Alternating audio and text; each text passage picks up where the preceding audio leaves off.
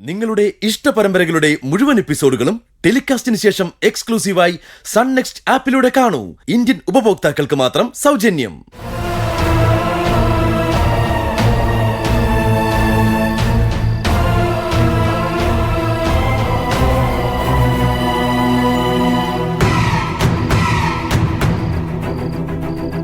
അഹല്യേ,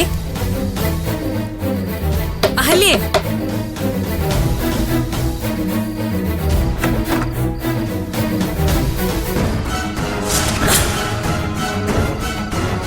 അഹല്യേ,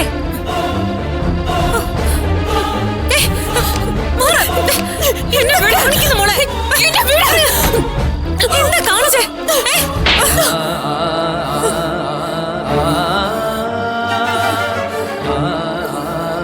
നീ എന്തെങ്കിലും ഒരു അബദ്ധം കാണിക്കുന്നത് എനിക്ക് അറിയായിരുന്നു. പക്ഷെ ഇത്രയും പെട്ടെന്ന് അതിലേക്ക് എത്തുന്ന ഞാൻ വിചാരിച്ചില്ല. ആരെ തോപ്പിക്കാനാ നീ നിന്റെ ജീവിതം വെച്ച് പന്താടുന്നെന്ന് ആലോചിച്ചിട്ടുണ്ടോ? നിനക്ക് വെറുപ്പും ദേഷ്യമുള്ളത് ആരോടാ? നിന്റെ അമ്മയോടോ? അവരോട് ദേഷ്യവും വെറുപ്പും ഉണ്ടെങ്കിൽ സ്വന്തം ജീവിതം നശിപ്പിച്ചിട്ടാണോ പകരം വീട്ടേണ്ടത്?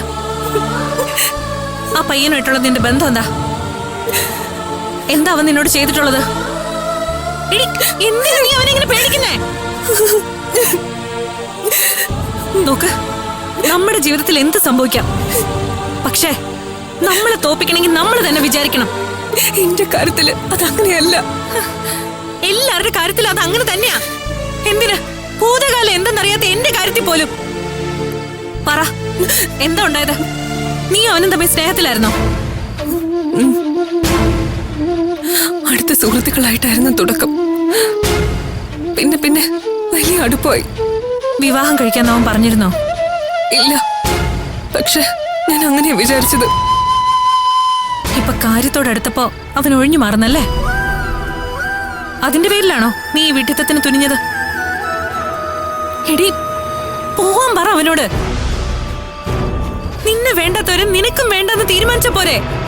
അതല്ല. പിന്നെ എന്തെങ്കിലും അബദ്ധം കാണിച്ചോ നീ?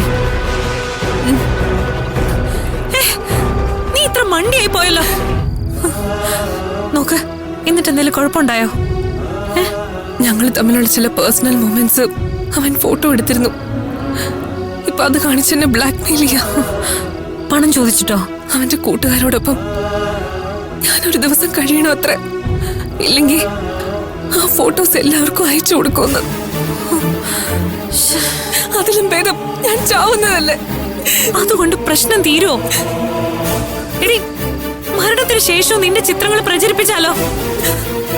അത് ബാക്കിയുള്ളവർക്ക് ഉണ്ടാക്കുന്ന നാണക്കേടിനെ കുറിച്ച് നീ ആലോചിച്ചിട്ടുണ്ടോ?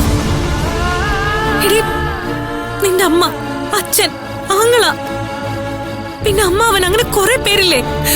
പിന്നെ ഞാൻ എന്ത് ചെയ്യും? ഒരിക്കലും അവൻ ആർക്കും ആ ചിത്രങ്ങൾ കൊടുക്കാതിരിക്കാൻ നോക്കണം. ഇനി ഒരു പെണ്ണിനോടും അവനിങ്ങനെ പെരുമാറാതെ നോക്കണം. ഇത് നോക്ക്, വേറൊരാളും അറിയാതെ ഞാൻ നോക്കിക്കോളാം. നിനക്ക് എന്റെ കൂടെ നിൽക്കാവോ? എന്നൊന്ന് വിശ്വസിക്ക് നീ. എന്നിട്ട് നീ അവന്റെ അടുത്തേക്ക് ചെല്ലാന്ന് മെസ്സേജ് ചെയ്യേ. ബാക്കി നമുക്ക് നോക്കാം.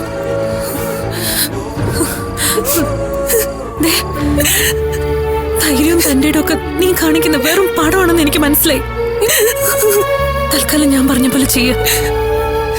എന്നിട്ട് ഈ കുരുക്ക് ഇപ്പൊ തന്നെ അഴിച്ചു മാറ്റി കിടന്നുറങ്ങാൻ നോക്ക്. നാളത്തോടെ അവന്റെ ശല്യം നമുക്ക് അവസാനിപ്പിക്കാം. പോയി കിടന്നുറങ്ങും മോളെ. ചേച്ചിയുണ്ട് കൂടെ. വാ.